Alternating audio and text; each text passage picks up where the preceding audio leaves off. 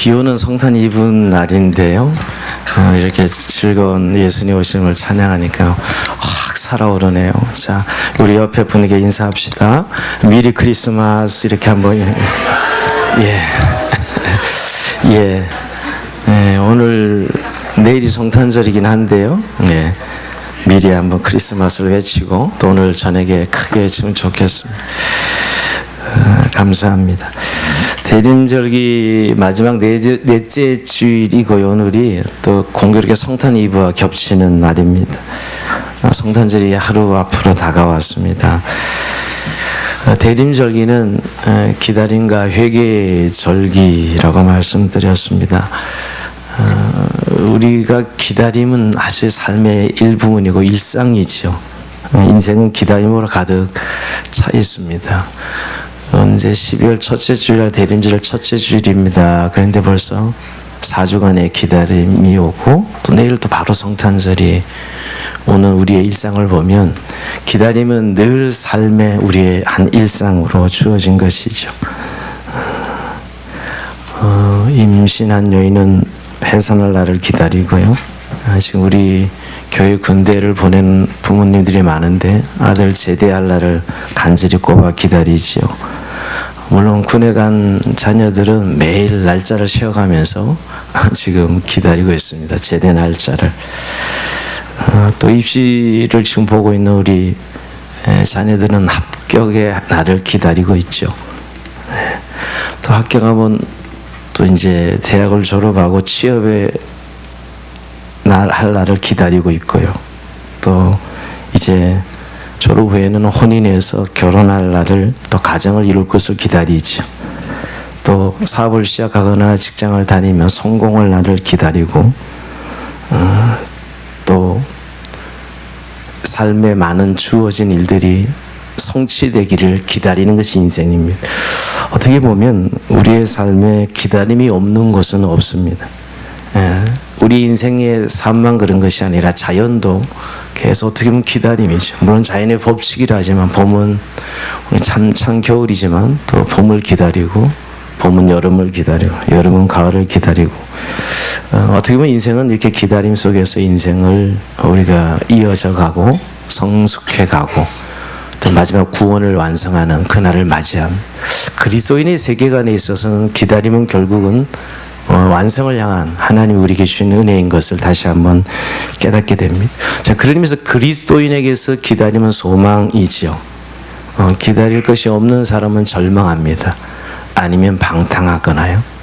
여러분 잘 생각하면 기다림이 없는 인생은 방탕하거나 절망하는 것이죠. 살아갈 힘을 잃습니다. 병이 들었지만 내 몸의 병이 나을 거야 하는 회복의 시간, 회복의 때를 기다리죠. 기다림으로 병을 이기고 그 기다림 시간에 치유되는 과정을 우리는 밟게 됩니다. 기다림을 소유한 사람은 긍정적인 사람이 되죠. 기다림이 이루어진 그때 기쁨을 가슴에 품고 있기 때문입니다. 기다림은 그런 의미에서 활기요 생기입니다. 그래서 기다림이 있는 사람 늘 인내합니다. 기다림이 있어 인내가 있는 것이죠. 너그러운 마음을 소유하게 되죠. 그래서 기다리면 용서할 준비할 마음을 가지게 합니다. 마치 탕자가 집을 나갔지만 그 못된 아들을 아버지는 늘 상거가 먼 데 나가서 기다립니다. 기다리면서 이미 용서할 준비를 다 하고 있죠. 이렇게 기다리면 우리의 인생을 더 풍요롭게 한다는 사실을 성경은 말씀하고 있습니다.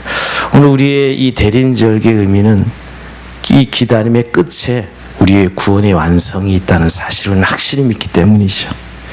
즉 하나님의 약속이 성취될 것을 기다리고 있습니다. 아무리의 삶이 고달프고 힘들어도 우리에게 약속하신 하나님의 구원의 성취를 우리는 기다리고 있습니다. 바울도 그렇게 고백합니다. 너희 안에서 착한 일을 시작하신 이가 그리스도 예수의 날까지 이루실 줄을 확신하노라. 우리에게 하나님의 뜻, 하나님의 구원이 선포되어지고 진행되어지는 이 삶 속에서 종국적으로 완성될 날을 기다리고 있죠. 아무리 사탄이 우리의 갈 길을 막아도 또 아무리 우리의 삶이 고달퍼도 예수 그리스도를 통해 주신 구원은 결국 우리 안에 완성되어질 것을 믿기에 우리는 기다립니다. 아무리 큰 고난이 있어도 우리가 기다리죠. 그러면서 여러분 우리가 구체적으로 뭘 기다릴까요? 뭐 여러 가지 이야기할 수 있지만 만물이 회복될 날을 기다리고 있어요. 우리는 적어도 이 세상이 정상이 아니라는 정도는 누구나 다 인정할 것입니다. 그래서 로마서 8장 21절에 보면 이렇게 성경은 말씀하고 있어요. 그 바라는 것은 피조물도 썩어짐의 종로로 탄 데서 해방되어 하나님의 자녀들의 영광의 자유에 이르는 것이니라. 참 굉장히 어려운 표현인데 해석하기가요. 모든 이 피조물들은 지금 썩어짐의 종로로 타는 지금 억압과 눌림과 노예 상태죠. 거기서 해방되는 자유함을 이룬 것이죠. 그러면서 구원을 우리가 자유라고 표현하는 이유도 그 때문입니다. 세상은 죄 가운데 다 깨어져 있어요. 망가져 있습니다. 그래서 신음하고 있다. 이게 성경의 표현. 세상을 볼 때 우리가 깨어지고 망가져 있는, 우리의 인생은 말할 것도 없고요. 자연조차도 깨어져서 끊임없는 자연재해 현상들로 나타나는 것을 보게 됩니다. 또 환경의 재앙으로 나타나는 것을 보게 됩니다. 근데 결국 궁극적으로 그 모든 회복될 날은 그 아들 예수 그리스도가 다시 오실 그날이 완벽하게 회복될 날이죠. 그래서 요한계시록 성리 끝나는 마지막 요한계시록은 이렇게 이야기합니다. 보라, 내가 속히 오리니 내가 줄 상이 내게 해서 각 사람이 그 행한 대로 갚아주리라. 내가 속히 오겠다고 말씀하고 계셔요. 예수님이 직접 말씀하세요. 내가 속히 오겠다. 여러분, 우리가 구약의 예언대로 예수님은 2000년 전에 팔레스타인 조그만 땅에 아기 예수로 오셨어요. 그게 성탄절을 우리가 기억하고 절기를 지키죠. 자, 지금 오늘 우리의 절기는 결국은 그 주님께서 구속사역을 완성하시고 내가 다시 너희가 본대로 오마, 다시 오만 그 오신다는 약속을 붙들고 살아가는 삶이 저와 여러분의 삶일 것입니다. 그때는 아기 예수로 오시는 것이 아니라 심판주로 만왕의 왕으로 오시겠다고 말씀하고 있습니다. 여러분, 근데 오늘 정말 우리가 예수 믿으면서 이 기다림의 텐션이 있는지요? 정말 그리스도의 오실 날을 기다리는 이 긴장감이 우리의 삶에 있는지요? 많은 사람이 기다림을 잃어버리고 살아갑니다. 세상에 속하여 살면 잃어버리죠. 타락하고 방탕하면 이 기다림의 긴장감을 잃어버립니다. 남편을 중동에 보내놓고 근로자로 가서 남편 돌아올 날을 간절히 기다리는데 돈이 자꾸 오니까 돈의 유혹에 넘어져서 아내가 세상으로 타락하는 이런 일들을 우리 예전에 뉴스에서 많이 보지 않았습니까? 기다림을 잃어버리면 세상에 방탕하게 되는 것이죠. 그래서 베드로는 이렇게 이야기했어요. 그 기다림을 잃어버린 자들이 초대교회도 있었던 것 같아요. 베드로전서 3장 8절 9절 한번 이건 같이 읽어봅시다. 베드로전서 3장 8절 9절 한번 입니다. 시작. 사랑하는 자들아, 주께는 하루가 천년 같고 천년이 하루 같다는 이 한 가지를 잊지 말라. 주의 약속은 어떤 일이 더디다고 생각하는 것 같이 더딘 것이 아니라 오직 주께서 너희를 대하여 오래 참으사 아무도 멸망하지 아니하고 다 회개하기에 이르기를 원하시느니라. 아멘. 이 초대교회 때도 이런 기다림의 긴장을 잃어버린 분들이 많았던 것 같아요. 그래서 다시 베드로가 권면하는 것이 더딘 것이 아니라 모든 인생에 하나님 구원받기를 원하셔서 기다림의 시간이라는 것이죠. 근데 우리의 기다림과 우리의 시간과 하나님의 시간이 좀 다른 것이죠. 적어도 천년이 하루 같다. 지금 이틀밖에 안 지난 거죠. 하나님의 시간표에. 그죠? 이틀 정도밖에 안 지난. 그래서 좀 더 우리가 이 하나님의 구원의 숫자가 차기까지, 이방인의 수가 차기까지 기다리는 이 복음 시대, 교회 시대 우리가 살아가고 있습니다. 그래서 로마서 5장 3절은 이렇게 말씀하고 있습니다. 우리가 환난 중에도 즐거워하느니 환난은 인내를, 인내는 연단을, 연단은 소망을 이루는 줄 아미로다. 반드시 그날이 오기 때문에 우리가 인내하고 기다려야 된다는 것이죠. 자, 오늘 그 구약 시대, 오늘 우리가 읽은 본문은 구약 시대의 메시아를 기다렸던 자들에게 예수님이 초림할 때 말씀하신 이 이사야 말씀이 오늘 세례 요한의 입을 통해서 다시 한번 증거되어지는 말씀을 그 본문을 읽었거든요. 어떻게 보면 2000년 전에 예수님을 기다리는 자들에게 하신 말씀이 오늘 우리 시대는 다시 오실 주님을 기다리는 우리에게도 동일하다는 말씀이에요. 초림의 예수를 기다렸던 2000년 전 사람들, 그러나 이제 오신 예수님을 다시 오실 그리스도를 기다리는 우리들 똑같지 않을까요? 예수님도 노아의 때와 같을 것이다 종말이 말씀하신 이유도 똑같을 현상이다라고 말씀하기 때문에, 그래서 오늘 이 본문을 통해서 우리가 주의 오시기를 준비하는 말씀을 나누고자 합니다. 누가복음 3장 4절 한번 다 같이 우리 읽었지만 한번 읽어보겠습니다. 시작. 광야에서 외치는 자의 소리가 있어 이르되 너는 주의 길을 준비하라. 그의 오시기를 곧게 하라. 모든 골짜기가 메어지고 모든 산과 작은 산이 낮아지고 굽은 것이 곧아지고 험한 길이 평탄하여 질 것이요. 아멘. 예. 이사야 40장에 이미 구약에 예언된 이야기를 세례요한이 다시 한번 외치는 내용이에요. 예수님의 오시기를 준비하는 의미에서. 여기 오늘 주의 길을 준비하라는 것은 그 당시에 시대적 배경에 보면 왕이 어디를 방문할 때 반드시 신하들이 먼저 그 길을 가서 왕이 행차할 길을 만들어 놓습니다. 그것을 왕도라 그래요. 왕도. 왕이 방문하기 전에 미리 신하들이 방문해서 길을 다 닦아놓죠. 그러고 나서 왕은 오게 돼 있어요. 그렇죠? 우리 요새 군인들이 굉장히 힘들 거예요. 눈이 오면 눈을 다 치워야 되는데 왜 눈을 치우느냐? 예, 간부들이 부대장들이 방문하면 반드시 길을 내야 되거든요. 눈길을 걸을 수가 없어요. 그 길을 열어야 되는데 밤새도록 길을 열어야 될 때가 많습니다. 우리 지금 아이들이 길을 열기 위해서 그렇게 길을 여는 것, 왕이 걸어갈 길을 미리 여는 것이죠. 그렇게 왕을 모실 수 있도록, 왕이 올 수 있도록 길을 만드는 것입니다. 저는 주님이 오실 수 있도록 길을 준비하라는 거예요. 주님이 오실 수 있도록 길을 준비하라. 근데 오늘 그 길을 준비하는 내용이 오늘 4절에 우리가 읽은 말씀인데요. 가만히 이 말씀을 보면 비유의 말씀입니다. 길을 내는 이야기예요. 근데 여러분, 길을 내는 이야기지만 결국 어떤 의미가 있을까요? 결국 예수님이 우리 마음에 오실 수 있도록 마음을 준비하라는 거예요. 즉 왕이신 예수님이 우리 마음에 오실 수 있도록 도로 공사를 하라는 내용이죠. 가만히 이 비유를 읽어보면 여러분, 결국 예수님이 오시는 자리는 우리의 마음에 오시기 때문에, 우리의 마음에. 근데 우리 마음이 만물보다 심히 부패되어 있어서 예수님 우리 마음에 오실 수 없는 거예요. 여러분, 세상에 예수님이 오시면 성탄절만 되면 요란하지만 그 어디에도 저는 예수님은 보이지 않더라고요.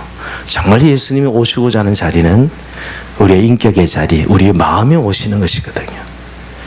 그래서 그 마음의 도로 공사를 하라는 거예요. 주님이 오실 수 있도록 우리의 마음에 도로가 뻥 뚫려 있어요. 그래야 주님이 오실 수 있다는 것이죠. 그래서 오늘 한 4가지를 이야기합니다. 5절에 보면 모든 골짜기가 메어지고, 모든 골짜기, 4절에 5절에 모든 골짜기가 메어지고 그렇게 표현하고 있죠. 여러분, 이 모든 골짜기가 메어져야 주님이 오실 수 있다라는 표현은 마음의 상처를 말합니다. 골짜기, 골이 패인 것이죠. 이 도로에서 제일 힘든 길이 패인 도로예요. 아프리카를 여행하면 거의 도로가 패여 있습니다. 한 2-3년, 도로 만들고 한 2년, 3년이면 다 패여 있어요. 부실공사고 또 잘 깔지 못해서, 그리고 또 큰 대형 트럭들이 아프리카 도로에 늘 다니기 때문에 늘 패여 있습니다. 그거 모르고 지나가다가 차 뒤집어지는 경우들 굉장히 많습니다. 자동차가 달릴 수가 없죠. 이런 골이 패여진 도로에 차가 달릴 수 없듯이 우리 주님이 오실 수 없다라는 거예요. 마음의 골짜기는 어떻게 보면 상처라고 표현하고 있고, 또 절망이라고 표현할 수도 있죠. 또 불신일 수도 있어요. 또 원망일 수도 있어요. 불평일 수도 있어요. 여러분, 이런 마음에는 예수님이 아무리 문을 두드려도 사실 오실 수 없는 것이죠. 절망의 상처가 메꿔지지 않고 치유되지 않으면 그리스도가 우리의 마음에 오실 수 없다라는 거예요. 여러분, 의외로 결국은 사람들이라는 것은 마음으로 자기가 받아들이고 또 마음으로 관계하는 것들만 인생을 살아가고 있는 거예요. 잘 생각해 보셔요. 우리가 아무리 많은 사람들이 지나가도 내가 받아주지 않으면 그 사람과 관계를 하고 있는 것도 아니고 그 사람과 아무런 이유가 없는 것이죠, 여러분. 주님이 우리를 구원하시러 오셔도 결국 이 마음의 골짜기를 메꾸지 않으면 주님은 오실 수 없는 것입니다. 이 마음의 패인 골짜기부터 먼저 메꿔야 되는 것이죠. 이게 바로 우리가 기다림의 시간에 해야 될 일이에요. 마음의 골짜기를 메꾸는 것. 제일 큰 골짜기는 불신이요, 절망이요, 더 나아가서 원망과 불평이죠. 의외로 이런 우리 마음에 일어나고 있는 이 원망과 불평들이 우리의 삶을 얼마나 망가뜨리고 있다는 사실을 우리는 잘 알고 있습니다. 지금도 한 주간 삶이 사실은 행복하지 않은 이유는 무슨 환경적 이유가 아니라요. 뭐 그건 조건이 될 수는 있지만 결국 우리 마음에 있는 이 원망과 불평의 감정들을 해결하지 못하기 때문이죠. 여러분, 베데스가 연못가에 38년 동안 병들어 있는 한 사람을 주님이 찾아오십니다. 찾아오실 때 예수님 첫마디가 굉장히 도발적인 질문을 던져요. 네가 낫고자 하느냐? 그게 말이라고 하시니까 저 같으면 말씀이라고 하세요. 38년 동안 병들어 있는 누군가 그래서 제일 먼저 천사가 내려올 때 물이 동할 때 먼저 내려가면 낫는데 이 사람은 자기 자력으로 내려갈 수 없는 병든 사람이거든. 38년 동안 거기 있기만 하지 치료가 되지 않아요. 근데 예수님이 처음마다 네가 낫고자 하느냐 하는 것은 뭐예요? 네가 정말 낫기를 원하느냐, 하는 영광을 보기를 원하느냐 라고 물어보신 거예요. 왜냐하면 이미 그는 희망조차 사라진 거예요. 여러분, 1년 2년 기다려야지. 병도 1년 2년이지 여러분. 아니 1년도 얼마나 긴데 아플 때는 말이에요. 38년 동안 병들어 있는 그 사람, 이미 모든 인생을 포기한 것이죠. 그냥 목숨이 붙어 있어 사는 것이죠, 여러분. 그럴 때 주님, 네가 낫고자 하느냐? 라고 물어보시는 것이에요. 바로 그의 마음에 패여진 이 골짜기를 먼저 치유하시고 그 다음에 육체를 고치시는 예수님이에요. 그 마음의 골짜기를 먼저 치유하시는 것이죠. 이게 오늘 마음의 골짜기를 메꾸는 거예요. 여러분, 그런 의미에서 우리 골이 깊어지면 사실은 원망과 불평이 체질화되고 이거 바꾸지 못합니다. 그래서 욕심의 골짜기는 만족함으로, 원망의 골짜기는 감사함으로, 절망의 골짜기는 소망으로 바꿔야 이 예수 그리스도께서 우리 마음에 자정하실 수 있는 것이죠. 자, 두 번째, 여러분, 산을 깎아라 그럽니다. 여기 모든 산과 작은 산이 낮아지고 결국 산, 도로가 열리려면 높은 데는 다 깎아야 산이 되죠. 지금은 안 깎습니다. 어떻게 하죠? 터널을 그냥 다 뚫어버려서 절대 산 안 깎습니다, 지금은. 근데 이건 요새 공법이고 옛날에는 다 높으면 깎아야 돼. 다 깎아야 되는 것이죠. 교만을 말합니다. 교만. 인간에게 여러분 그 원죄라고 할 때 저는 이 가장 기본적인 게 교만이에요. 너희가 이걸 먹는 날에는 눈이 밝아져 하나님같이 되리라. 이 마귀의 꼬임에 넘어가서 우리의 인류 조상 아담이 범죄했거든요. 결국 그 원죄의 가장 기본적인 교만이에요. 교만. 그래서 여러분 요한계시록 17장 9절에 보면 장차 망할 음녀들이 7산에 앉아있다. 7산에 앉아있다 그래요. 왜 이렇게 표현을 7산이라고 표현하고 있을까요? 인간들 마음속에 이런 산이 있는, 높은 산이 있는, 작은 산들이 어떤 산들일까요?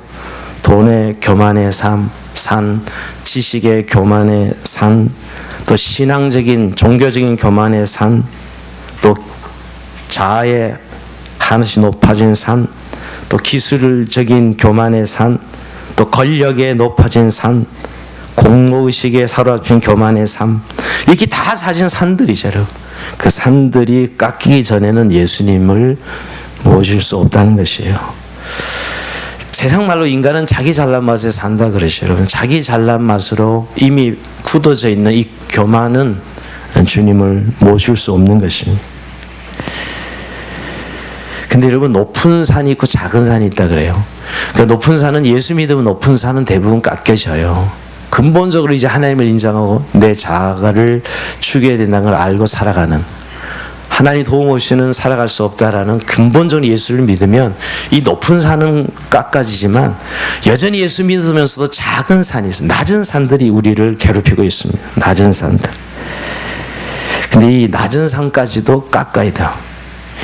사실 우리에게 이 자질구레한 이 낮은 산들이 있습니다. 신앙적으로는 그것을 영적 교만이라 그러죠. 신앙생활 오래 하다 보면 너무 말씀을 많이 들어서 이미 사실은 첫 설교 본문만 읽으면 이렇게 결론까지 내고 앉아 계시는 분들도 계세요. 교회를 오래 다니면 이 정도는 되죠, 그죠? 아, 오늘 결론이 뭐다, 우리 목사님. 예. 그 정도로 교회 생활 벌써 누구 뒤통수만 봐도 그거야. 이런 사람들이 많습니다. 참 이거 큰 유혹이거든요, 사실은요. 하나님의 매 순간순간 행하신 일들을 믿지 않고 인정하지 않는 거예요. 늘 과거에 자기가 경험했던 그것을 계속 반복적으로 이루어진다고 생각하는 사람들이죠. 그래서 마치 자기가 하나님의 자리에 점점점 가 있는 걸 몰라요. 그래서 늘 비판적인 눈으로, 늘 이 크리틱한 사람을 정죄하는 눈으로 바뀌어갑니다. 그런 분들은 시간이 지나면 그럴 수밖에 없어요. 그래서 늘 기준자가 되어서 전 잘못된 거야, 잘된 거야, 늘 이런 관점으로 사람을 보거나 사물을 보는 것이죠. 굉장히 무서운 것입니다, 여러분. 그래서 이런 마음이 오면, 야, 내가 지금 이 교만의 병에 걸렸다 생각하고 빨리 회개해야 돼요. 그런 시각이 자꾸 나한테 있다는 것은, 여러분, 재판장이 되고자 하는 마음이죠. 여러분, 어떤 상대방의 부족한 부분을 보면 정죄하고 싶은 마음이 먼저 드는지, 막 까발려서 시원함을 느끼고 싶어 하는지, 저걸 어떻게 좀 덮어야 되지? 어떻게 저것을 내가 커버할 수 있지? 여러 두 가지 마음을 생각해 볼 수 있어요. 여러분, 어떤 마음이 먼저 드시는지요? 자기 마음에 빨리 병을 진단해 볼 수 있는 거예요. 딱 보는 순간 딱 크리틱한 이런 표현이 먼저 내 마음이 드는지, 저걸 어떻게 덮어야지 하는 마음이 먼저 드는지요. 사실 성경에서 두렵고 떨림으로 너희 구원을 이루라 그랬어요. 성숙하면 성장할수록, 알면 알수록 더 힘든 세계가 신앙의 길이죠. 그래서 여러분이 높은 산을 깎아서 평평하게 만들어야 돼요. 근데 참 이 교만의 산에 포함된 여러 가지 공로의식이 늘 전제하면 늘 자기는 받아야 된다고 생각해요. 늘 보상받아야 된다고 생각해요. 또 피의식도 똑같아요. 공로의식이나 피의식이나 뭐 모습은 달라도 결론은 꼭 똑같아요. 결국은 뭔가 남들로부터 자기가 보상받아야 된다고 생각하면, 자, 이런 마음은 반드시 깎아야 돼요. 그러지 않고는 주님의 오실 길을 예비할 수가 없게 됩니다. 이게 참 우리가 무서운 병이죠. 자, 세 번째는 굽은 것을 펴라고 말씀하고 있습니다. 자, 굽은 것은 삐뚤어진 거 피라는 것이에요. 꼬불꼬불한 길 가는 것은 힘든 게 없어요. 운전할 때 꼬불꼬불한 길이 얼마나 힘듭니까? 바로 펴야 직선으로, 스트레이트로. 요새 도로들은 완전히 스트레이트로 피는데 1등이에요. 한국은 도로율도 세계 최고지만 도로도 너무너무 잘 만듭니다. 스트레이트로 펴야 되는 것이죠. 마음이 구부러져 있는 사람들. 마음이 구부러져 꼬불꼬불하는 게 뭘까요? 꼬여있는 마음이라고 그러죠. 매사가 비판적이 비관적입니다. 삐뚤어진 마음이에요. 외식하고 간사한 마음이죠.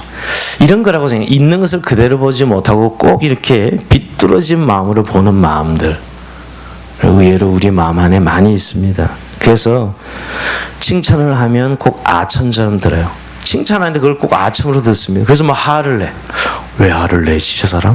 분명히 칭찬했는데 나는 화를 냅니다. 그리고 충고를 하면 굉장히 건강한 충고인데 나를 멸시하는 거야, 네가? 멸시처럼 듣는 사람이 있어요. 또 위로를 하면 위로로 듣지 못하고 나를 조소하는구나, 이 인간이. 이러고 화를 내는 사람을 봅니다. 왜? 자기 마음이 삐뚤어져 있는 거예요. 이 구부러진 마음의 결정적인 것은 하나님 말씀을 제대로 못 받습니다. 아무리 하나님 말씀을 들어도 그 말씀을 그대로 받지 않기 때문에 되지 않습니다. 여러분, 우리가 거울 가끔 깨어지거나 이렇게 깨어진 거울이 우리 모습 비춰보면 완전히 우리 모습이 찌그러져 있죠. 그것처럼 말이야.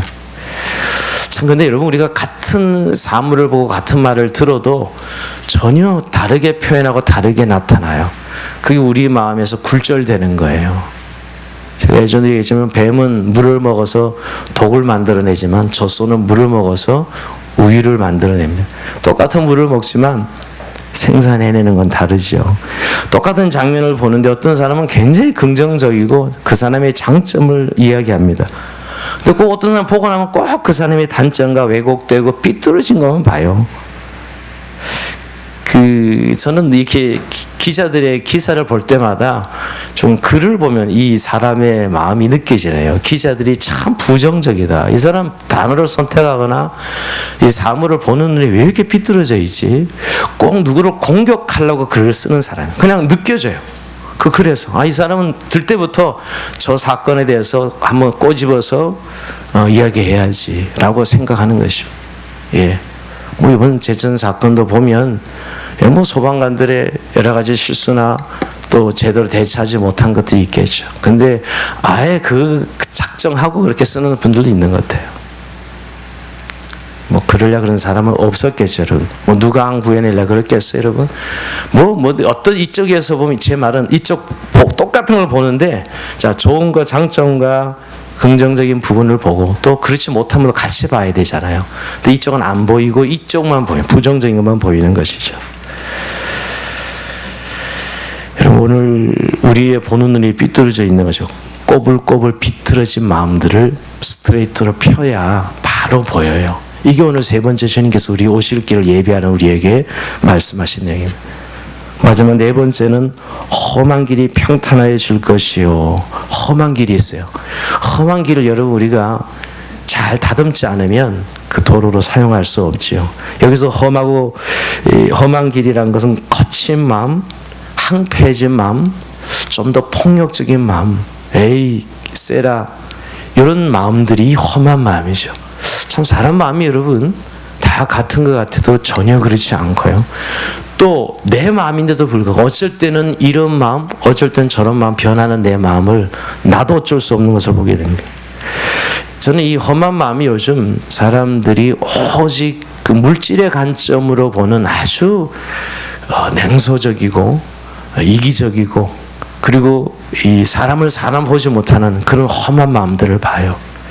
이것이 그 사람이 얼마나 상처가 되고 아픔이 될 것은 전혀 생각지 못하는 그런 마음들이지요. 여러분 예수님 당시에 출생하실 때 이 방을 찾으러 얼마나 다녔어요. 사관을 찾으러 여관을 찾아다니는데 이 행색이 뭐 돈이 있을 것 같지 않으니까 방을 주지 않습니다. 결국 말구에 가서 예수님이 탄생할 수밖에 없었는데 그런 그 여관 주인의 마음이 그런 것이 아닐까. 돈이 안 되는 사람 아기를 낳아야 되는데 사실은 돈이 안 되니까 받지 않는 것이죠. 그런 마음들. 근데 여러분 오늘 우리들 안에 이런 마음들이 많이 있어요. 폭력적이고 항폐해진 마음이. 성경은 억울함이나 분노나 울분을 당하였을 때 혈기를 부리지 않고 참고 절제하는 것을 온유라고 해요. 온유. 굉장히 온유는 성경의 9가지 열매 중에 중요한 것이지요. 저는 이 다윗을 생각할 때 늘 다윗의 우리가 용장으로만 생각하기 쉽습니다. 그러나 다윗은 정말 이 마음으로 온유한 성품의 사람이었어요. 뭘 보면 아니냐 우리가 사울에게 쫓겨다니면서 다윗의 태도를 보면 야 정말 다윗은 대단한 사람이라는 걸 느껴요. 다윗의 인물을 연구하다 보면 여러분 얼마나 억울해요. 잘못해서 쫓겨다닌 것도 아니고 시기와 질투의 대상이 되어서 쫓겨다니는데도 불구하고 사울을 원수시하지 않습니다. 하나님께서는 왕으로 인정하죠. 여전히 자기 목숨을 추격해오는 사울 임금 때문에 얼마나 분노가 치밀어 올랐겠어요. 근데 여러분 동굴 속에서 홀로 들어온 사울 왕을 죽일 수 있는 기회가 2번이나 있었지만 죽이지 않습니다. 다윗의 물병과 창만 들고 나오죠. 끌어오는 분노만 생각하면 그냥 찔러서 죽이고 상황을 종료시키고 싶은 마음이 왜 안 들었겠어요? 근데 그는 그렇게 하지 않은 것을 보게 됩니다. 우리가 그의 마음이 험한 마음이 아니라 온유한 마음이었기 때문이죠. 여러분, 이런 우리의 지금 마음들이 사실 주님이 오실 길과 직결되어 있다는 거예요. 우리는 자꾸 주님이 오실 길을 어떤 종교적인 어떤 그런 교리를 많이 알고, 또는 어떤 교회의 어떤 수치적인 열정과 열심이 있고, 이런 것들이 주님이 오시기를 예비하는 것 같지만, 오늘 우리 주님은 우리의 마음의 도로를 높은 산은 깎고 골짜기는 메꾸고 구불구불한 것은 피고 험한 것은 평탄하게 만드는 마음 가운데 오시겠다고 말씀하고 있습니다. 우리가 다시 오실 주님을 기다리는 것도 동일하지 않을까요? 이 오시기를 준비하는 것이 결국은 우리가 흔히 이 기다림과 회개의 절개를 하죠. 기다림은 곧 회개의 절개예요. 근데 회개란 용어가 우리에겐 굉장히 부정적 용어가 되어 있어요. 저는 좀 왜 많은 교회에서 회개하는 용어를 쓰지 않을까? 회개가 굉장히 부정적 용어로 우리 안에 자리 잡고 있지 않나? 여러분, 근데 기다림의 시간은 그리스도인에게 있어서 철저한 회개의 시간이에요. 기다림이 막연한 기다림이라는 건 이게 있을 수 없잖아요. 결국 그 기다림은 반드시 회개로 이어지게 되어 있어요. 여러분, 오늘 인간은 근본적으로 하나님 앞에 죄인이에요. 죄를 이야기할 때 무슨 죄를 지어서 죄인이 아니라 기본적으로 인간은 태어날 때부터 죄인으로 태어나죠. 그래서 여러분, 우리가 주님을 오심을 기다리는 준비는 정말 회개의 시간이 되어야 된다는 것이죠. 그것은 어떤 게 내 죄인됨을 알고 깨닫는 것이에요. 인간의 죄인됨을 알고 깨닫고 나의 연약함을 그대로 고백하는 것, 너무너무 훌륭한 회개예요. 회개라 그러면 자꾸 죄책감이나 벌을 주는 개념의 회개의 개념이 우리에게 자리 잡고 있는 것 같아요. 근데 성경에서 말하는 회개는 근본적으로 우리가 죄인됨을, 우리의 연약함을 인정하고 인식하고 깨닫는 거예요. 여러분, 대부분 고백만 해도 모든 죄의 오랏줄로부터 우리는 자유함을 얻을 수 있어요. 다시 한 번 말씀, 여러분, 우리가 하나님의 죄인됨을 인식만 해도 대부분 우리를 누르고 있는 것들로부터 자유함을 누려요. 근데 마귀는 여러분 이 비밀을 자꾸 숨깁니다. 완벽해야 돼. 우리의 자꾸 죄책감을 불어넣어주는 건 마귀가 하는 일이에요. 그건 회개가 아니에요.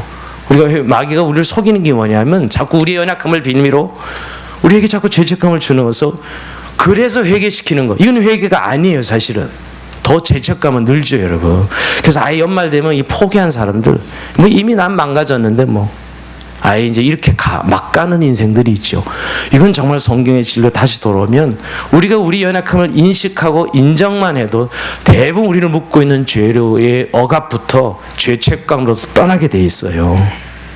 우리의 마음의 상태를 인정만 하면, 만일 우리가 우리 죄를 자백하면 그는 미쁘시고 의로워서 우리 죄를 사하시며 우리를 모든 불의에서 깨끗하게 하실 것이요 그랬어요. 너희가 완벽하면 이게 아니고요.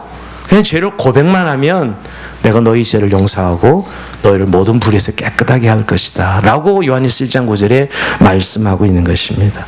자, 그러면서 여러분, 회개는 자기를 돌아보고 하나님께로 방향 전환이 회개예요. 회개의 방법을 막 눈물 콧물 막 흘리고 소리치고, 물론 회개한 방법입니다. 기도의 방법이고. 근데 우리가 생각하는 회개는 왠지 뭔가 액션이 있어야 회개를 한다고 생각하는 것 같아요. 회개는 철저하게 자신을 돌아보는 거예요. 그래서 하나님 앞으로 돌아가는 방향 전환이죠. 즉 자기 삶에 대한 철저한 하나님의 신존 의식을 갖는 거예요. 너무너무 훌륭한 회개입니다. 즉 내 혼자로서는 구원이 불가능한, 나 홀로서는 살 수 없다는 사실을 자각하는 것이죠. 그 자각과 동시에 하나님께로 방향을 틀고 그를 의지하게 됩니다. 이게 회개입니다. 그 자신의 의지의 결단인 동시에 사실 성령의 도우심으로 돌이키게 되죠. 저는 그러면서 회개는 성령의 도우심이 반드시 들어가 있어요. 성령의 도우심이 없이는 회개는 되지 않아요. 할 수 없습니다. 그리고 여러분, 결국 이 회개는 어디로 향하고 되면, 내가 그렇게 인정하고 인식하고 죄를 고백할 때 회개에 합당한 열매를 맺고, 그 다음에 여러분 읽진 않았지만 8절에 그러면 회개에 합당한 열매를 맺고 이렇게 표현하고 있는데, 여러분 회개에 합당한 열매를 맺는 것, 여러분 이 말은 또 열매 맺으라니까 이제 그러면 우리가 한번 고백하면 한 번도 죄 안 짓고 끝까지 살아야 돼? 아니에요. 그런 의미가 아닙니다. 인간이 어떻게 죄를 안 짓고 살아요? 말도 안 되는 소리를 가끔 설교처럼 하는 사람들이 있는데, 왜 죄를 우리가 어떻게 안 짓고 삽니까? 짓지요. 근데 여러분, 지속적인 고백, 지속적인 회개를 말하는 것이죠. 회개에 합당한 열매는 첫 번째 우리가 가져야 되는 지속적인 회개예요. 죄를 한 번도 안 짓는 걸 의미하는 게 아니라 회개에 합당한 열매란 하나님과 인격적 교제가 있는 삶을 통해서 변화하는 것이죠. 뭐냐면 여전히 연약해요. 죄를 고백했어요. 그러나 우리가 죄 짓지 않을 수 있는 힘이 없습니다. 우리에게는 없어요. 알아요. 우리는 스스로 너무 잘 압니다. 그렇지만 여러분, 이제 하나님과 그 기뻐하시는, 하나님 죄를 미워하시고 의로 행할 것을 기뻐하는 주님을 알기에 그 주님과 교통하고 교제하죠. 그러면 일어나는 일은 회개가 지속적으로 일어나요. 회개가 일상이 되는 거죠. 회개가 평상시 우리의 삶의 일상이 돼요. 경건 생활의 내용은 다 회개예요. 사실은 주님 앞에서 늘 자신을 돌아보는.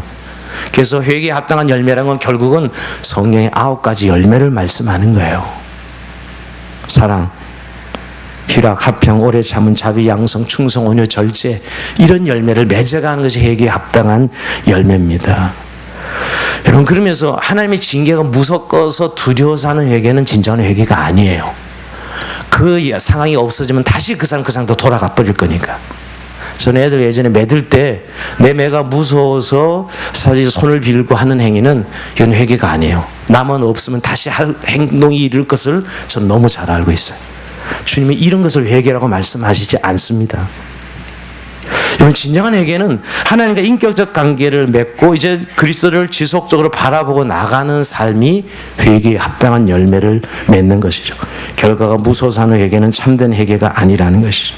결국 그러면서 여러분, 저는 회개에 합당한 열매의 궁극적인 답은 예수님을 지속적으로 바라보며 인격적 관계를 맺어가는 거예요. 많은 사람들은 여러분 한순간에 열정적으로 회개는 해요. 내 지속적으로 예수 그리스도를 바라보는 삶은 무척 어려워합니다. 한 번만 해서 밥 먹고 그냥 그래 노는 건 쉬워해요. 근데 그 사람을 지속적으로 알아가는 건 너무너무 힘들어해요. 똑같은 원리입니다. 우리가 한 사람을 알아가는 건 지속적인 한 사람과 관계를 통해서 그 사람의 삶을 내가 이해함으로 관계가 맺어지죠. 한번 밥 먹고 그냥 논다고 해서 알아집니까, 여러분? 우리가 하나님의 회개를 그런 식으로 연말에 몰아서 한번 쫙 하고 끝, 또 어떤 일이 벌어져 한번 하고 쫙 끝, 이것이 아니고 결국 지속적으로 하나님의 인격적 관계를 맺어가는 것이죠. 근데 여러분, 그럴 때 우리 안에 성령님이 내주하시기 때문에 그 성령께서 우리를 하나님을 아버지라 부르게 하시고 늘 성령의 돌봄과 인도함을 통해서 우리 안에 주님과 깊은 교제를 맺게 해요. 그렇게 교제를 맺는 회개에 합당한 열매를 삶을 살면 나도 모르게 시간이 지나면서 죄랑 점점점 멀어지는 내 자신을 봐요. 이게 성장이고 성숙이고 회개의 열매예요. 점점점 주님과 교제가 깊어지면서 내가 나도 모르게 죄를 멀리하고 있는 내 자신, 세상 것을 점점점 버리고 있는 내 자신을 발견하게 돼. 이건 결과로 주어지는 거예요. 이거를 목표로 하는 게 아니고 사실은요, 주님을 지속적으로 우리가 성령의 도우심으로 교제하고 교통하면, 그 관계를 맺어가면 바로 이 죄로부터 멀어진 우리의 자신을 보는 거예요. 저는 그래서 회개의 핵심을 그리스도를 바라보는 것이다 이렇게 말씀드리고 싶어요. 그리스도를 정말 바라보는 것이죠. 여러분, 요즘 우리의 삶에 여러분 가장 큰 문제는 이런 내면적이고 영적인 것들을 무시하고 멸시하고 살아가고 있다는 거 아셔요? 우리가 너무 이 경제적 풍요로움에 젖어서 물질주의에 빠져 있고요, 이 문제에 아주 집중되어 있어요. 함몰되어 있어요, 쾌락주의가. 그래서 결국은 그건 자기 연민으로 이어져요. 오늘의 세상의 모든 문제들은, 우리가 지난주에도 그 샤이니의 종현 한 연예인의 극단적 선택을 보면서 제가 그 이유를 한번 유심히 읽어봤습니다. 첫 번째, 난 이미 망가지고 있다 이렇게 표현하고 있죠. 그가 그렇게 성공을 향해서 그 어린 시절부터 아이돌이 되기 위해서 그 노력은 얼마나 했겠어요, 여러분. 뭐 안 봐도 요즘 우리 아이돌 되기 위해서 그 친구들이 노력하는 거 하루 12시간씩 연습하고 이러지 않습니까? 그렇게 해서 그 자리에 올라갔지만 자기 내면은 이미 고장나고 망가져 있다는 사실이었어요. 그리고 더 이상 이제는 지탱할 수가 없어. 이게 이제 그가 극단적 선택을 한 이유죠. 더 이상 지탱할 수 없어. 근데 저는 여러분 그 사건을 모으는 우리 지금 세상의 원리가 그렇다는 거예요. 성공과 성취를 향해서 끊임없이 우리를 몰아내고 있는 이 세계 속에 우리가 살아가면서 우리의 내면은 망가지고 있는데 그것도 잘 모르고 있고 얼마나 항폐화되고 있는 것도 모르고 있는 거예요. 물론 이건 세상을 원망하자는 이야기를 하는 것이 아니에요. 정말 우리가 영적인 이 세계를 보면서 우리가 그리스도인으로서 우리가 이것을 정확하게 알아야 되는 거예요. 예수님이 오시기를 예배한다 그러면 많은 사람들은 뭐 요란하게 어떤 종교적인 어떤 그런 일들을 생각하는 것 같아요. 주님은 오늘 우리에게 우리의 마음에 온전한 도로 공사를 제대로 하라고 말씀하고 있습니다. 근데 여러분 올 한 해 이렇게 이런 메시지 들으면 굉장히 더 힘든 것을 느끼는 분들이 있을 거예요. 참나 많이 기다리는데 노력할 만큼 노력해 애쓸 만큼 애썼는데 그런 분들께 꼭 말씀드리고 싶어요. 주님은 여러분 그런 여러분들의 인내를 지금도 너무너무 기뻐하시고 받고 계시고 차곡차곡 여러분의 구원을 완성해가고 있는 시간인 걸 꼭 말씀드리고 싶어요. 너무 기다림에 지쳐 있는 분들이 있죠. 왜 우리 가정은, 왜 이 기도가, 왜 내 삶은 왜 이런 것들이 아직도 안 되었을까? 근데 여러분 그런 마음에 주님은 여러분들 꼭 위로하고 싶어 하세요. 저는 포도원 품꾼의 비유를 늘 이렇게 묵상할 때마다 참 주님은 우리를 향한 사랑과 우리를 향한 긍휼하심이 너무나 풍성한 분이에요. 여러분 아침 9시부터 일꾼을 채용해서 데려가지 않습니까? 근데 오후 5시 장터에 갔는데 아직도 일자리를 구하지 못하고 1시간밖에 안 남았는데 6시면 땡인데 5시까지 아직 일자리를 못 찾고 일꾼들이 나와 있습니다. 오후 5시 정도 되면 인간의 모든 희망이 끊어진 자리죠. 다 끝난 거야. 난 끝났어 이제. 그러잖아요. 9시부터 시작해서 지금 5시까지인데 아직 나를 써주는 사람이 없어. 하루 다 공친 거 아니겠어요? 근데 포도원 주인은 5시에도 다시 그 품꾼 있는 장터를 찾아가서 그를 채용합니다. 일자리를 줘요. 일자리를 줄 뿐만 아니라 아침 9시부터 일하는 사람과 똑같은 품삯을 줍니다. 5시에 왔든 9시에 왔든 이게 경제적으로 말도 안 되는 이야기죠. 그죠? 이건 경제로 쓰라는 게 아니에요. 오해하지 마세요. 주님의 마음이죠. 5시에 일꾼을 데려가도 똑같은 품삯을 주십니다. 뭘 이야기하면 우리를 주님은 포기하지 않고 끊임없이 찾아오고 계세요. 그러니까 우리의 기다림의 끝은 반드시 주님이 완성시켜 주신다는 거예요. 여기에 대해서 슬퍼하거나 힘들어하거나 어떻게 보면 낙심하지 말자는 거예요. 우리가 늘 믿음을 가지고 살아가는 삶에 어떨 때는 지침이 오죠. 너무 늘 더디 오는 것 같고. 그럴 때 주님은 마지막 5시까지도 찾아오셔서 일꾼을 품꾼을 데려가는 것이죠. 하나님 우리를 포기하지 않습니다. 전혀. 그러니까 우리가 뭐만 안 하면 돼. 우리만 포기하지 않으면 하나님은 이루세요. 할렐루야. 우리 옆에 분에게 당신만 포기하지 않으면 됩니다. 이렇게 이야기해 주세요. 당신만 포기하지 않으면. 오늘 말씀을 마무리합니다. 내일이 성탄절입니다. 여러분 오늘 세상은 이 성탄절 요란함도 이제 없어졌어요. 너무너무 좋습니다. 왜냐하면 우리가 좀 요란할 수 있기 때문에. 근데 요란하자는 의미가 행사를 요란하게 하자는 게 아니라 진정한 아기 예수가 우리를 구원해 오신 그 하나님의 아들이 이 땅에 오신 이 절기에 다시 한번 우리의 구원을 돌아보고 그 선물이 무엇인가를 확증하고 우리가 진정 그 구원의 선물이 얼마나 영광스러운 것을 기뻐하고 즐거워하는 것, 그것은 예배를 통해서 드러나요. 우리가 정말 성탄절 예배 1년에 한 번 드리는 예배지만 그 예배를 통해서 정말 우리에게 구원을 베푸시는 하나님의 아들을 경배하고 찬양하는 것, 이게 우리 힘이요 능력이죠. 세상 사람을 우리가 다르게 보내는 이유는 그거예요. 세상은 휴가를 즐기고 할리데이죠.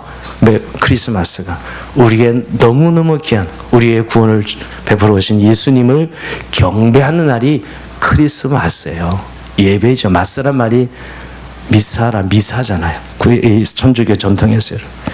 그래서 여러분 이런 날로 우리가 정말 주님의 오시기를 예비하고 예배로 또 우리와 함께하는 사람들이 성탄절이 뭔지 모르고 그냥 공휴일로 즐기고 있는데 어제 비행기가 안 떠서 성탄절 연휴 다 망쳤다는 사람들 꽤 많더라고요. 좋아해야 될지 싫어해야 될지 보시면 성탄절 연휴 다 망쳤다며 비행기가 안 떠가지고 어제.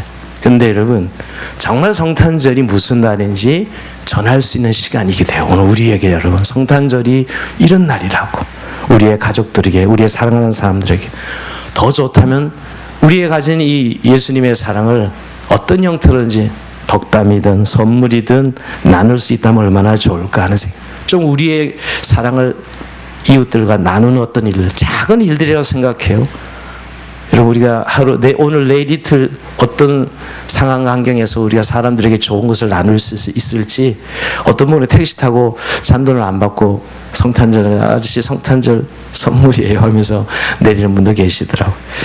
여러분, 진정으로 우리를 구원하러 오신 예수님을 경배하는 이 성탄절기에 우린 다시 한번 주님의 다시 오실 길을 준비하고 예배하는 삶으로 우리의 심령 가운데 주님이 자정하고 또 우리 마음에 모실 수 있도록 예비하는 저 여러분의 삶이 되길 주의 이름으로 축원드립니다. 자, 우리 찬송하면서 주 앞에 기도의 시간을 갑시다.